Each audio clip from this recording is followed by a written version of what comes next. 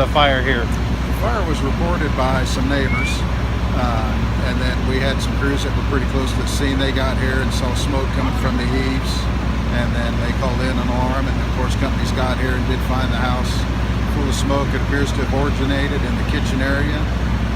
So far damage is limited to that. Okay. And anybody inside at the time of the fire? Nobody was at home at the time of the fire.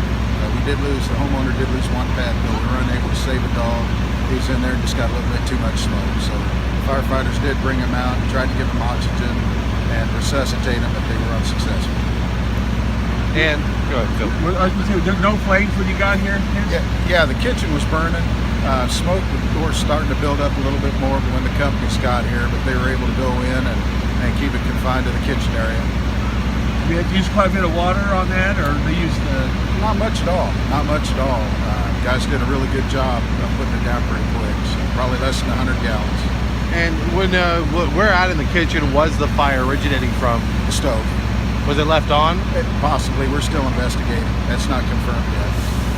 You said it was a neighbor that saw this, or? Yeah, the smoke was coming out of the soffits, the roof vents, and the neighbor saw that. She called 911. And one of our training officers happened to be driving by. He came to the scene and confirmed that there was a fire, so that the guys knew when they got here that we were going to have a fire when they got here. So it's a good thing the neighbor called that in, right? Good thing it was, yes. It could have been a lot worse. All right. Thank you, Chris. Thanks.